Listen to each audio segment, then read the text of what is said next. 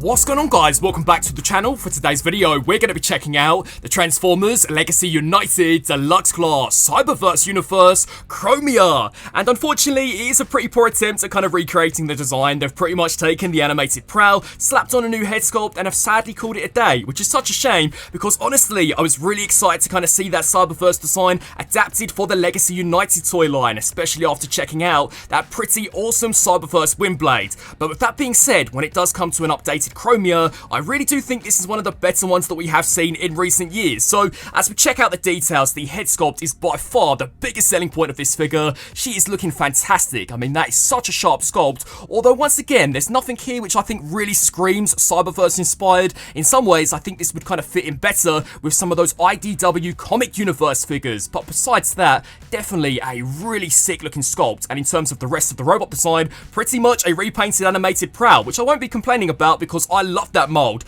Definitely one of my favourite bike formers to be released in recent years, and when it comes to the redeco, I think she is looking awesome, especially as we check out these kind of electric blue highlights. They are looking sick. I can kind of imagine these generating an EMP burst to help propel her through the multiverse into the Legacy universe, and as we spin her around here to the back, unlike the Transformers Siege version, no ugly ass backpack. This is one lean, mean fighting machine of a Chromia, and for the most part, she is looking really cool. The only issue that I still take with this mold, once again, would be kind of the integration of the handlebars. I really wish that, much like the original concept art, these had more so ended up when it came here to the windshield than as opposed to just hanging out on the back. But besides that, definitely a really strong looking figure. You know, whilst this may not directly scream Cyberverse inspired, as I mentioned previously, when it does come to a Chromia, definitely one of the nicest looking ones I think we've seen at least in the past 10 years.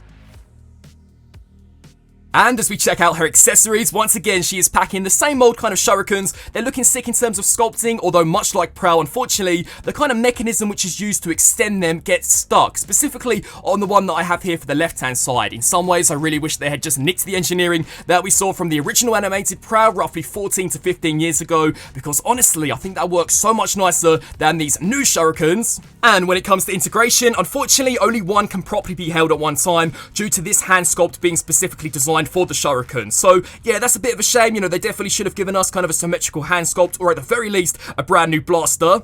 And when it comes to weapon storage, both of the shurikens can be stored on the side of the legs, which definitely help to kind of thicken out the sculpt, and these also become these really sick looking rims once we transform her up into her bike mode. So yeah, that is a fantastic form of weapon storage, probably some of the best that I've seen on a modern Transformer in a very long time.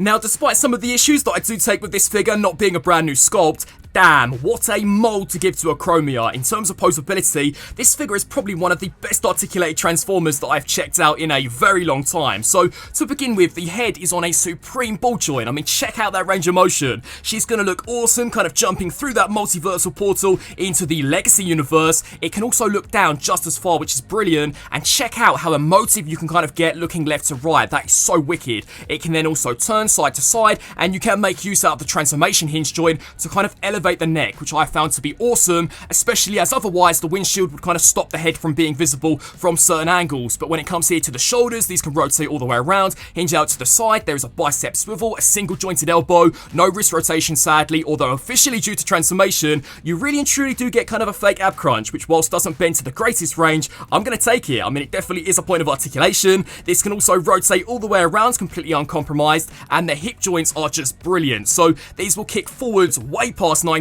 They will then kick back even further, which I thought was excellent. They can also kick out to the sides, probably even further than this. There is then a thigh joint, a knee bend, which can go, I'd say, roughly to 90. Due to the way she transforms, you can also take this piece of the bike mode, kind of slide it here forwards and backwards, although the main point of articulation that you are really going to rely on when it comes here to the ankles would be these wicked ball joints. So these can kind of hinge down, they can hinge forwards, they can tilt side to side in both directions, and then finally they can even rotate left to right. So articulation wise, what an absolute banger. For an updated Transformer, she has to be one of the most posable deluxes which I've checked out in a very long time. But as you guys all know, to see what Chromia is truly capable of, now let's put her through the pose test.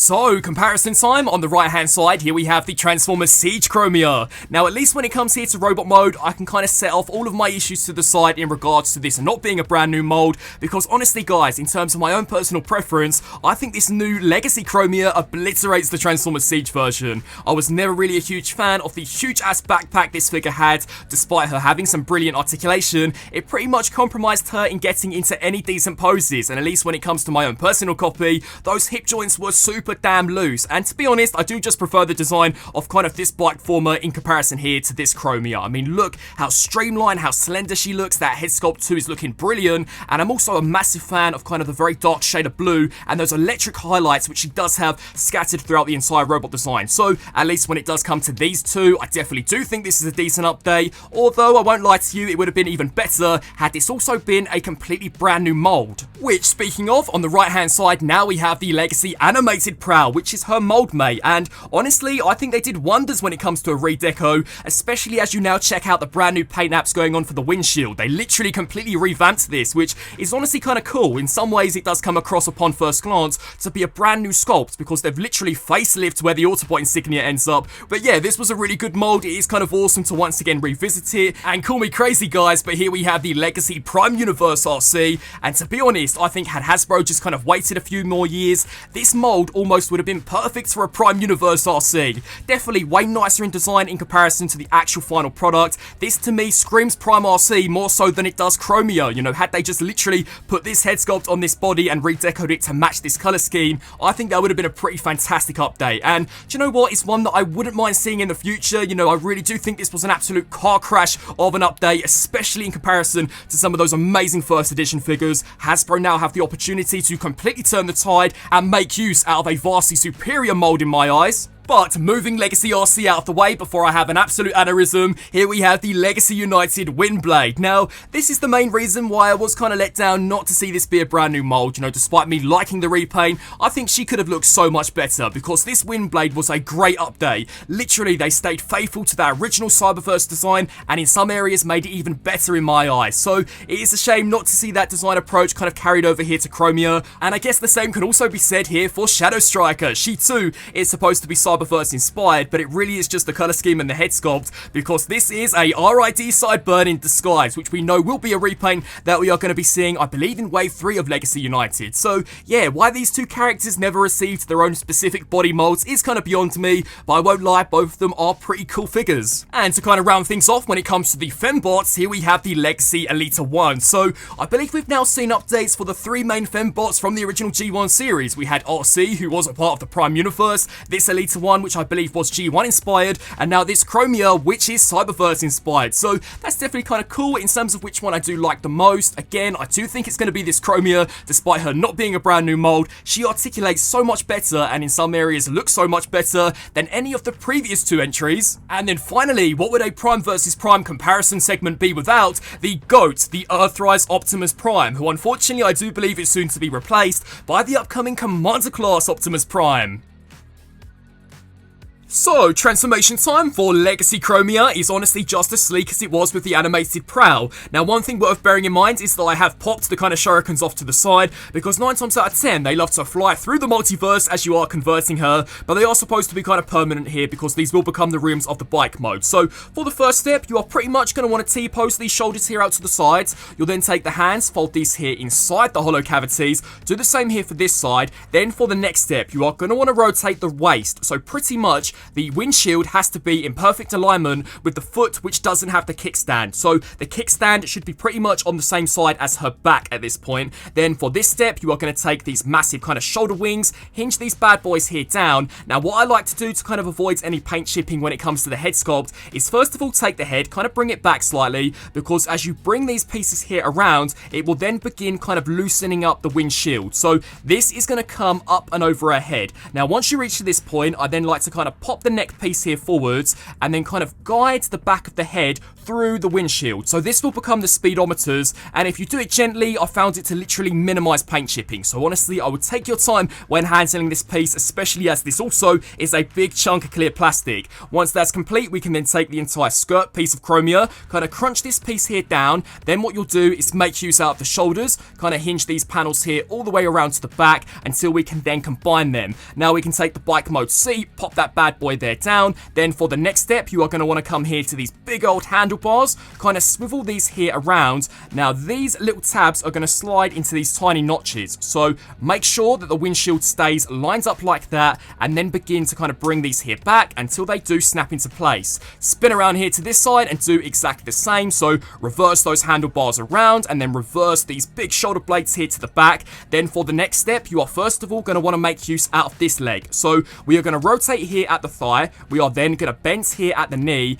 and then you're going to take this piece, slide it upwards. Now the aim of the game here is to pretty much slide the sole of the foot inside this massive gaping hole. I would recommend kind of lining this up first of all, because then it kind of acts as a guide for the position of the rest of the leg. So slide that in there like that. As you can see, it's a little too recessed in there, so I am just going to gently kind of pull this here forwards. That appears to be pretty spot on. Then what you'll do is spin around here to this leg, rotate here at the thigh, and then you are now going to bend here at the knee joint so that the spike of her knee pad is sticking upwards, because this is going to slide into a little notch in here. So just bring this here all the way up. To be honest guys, 9 times out of 10 this will detach. Sadly, it doesn't really lock into place. This more or less just kind of acts as a guide of the position that it should be in, and then what you'll do is take a hold of the foot. Honestly, I would recommend kind of flipping out the kickstand now, otherwise it will be super painful to do later on. And then we can kind of take this entire piece here, slide this down. Now there are tabs on either side of this foot that are going to slide into some slots which are on the inside of what were originally her shoulder blades. So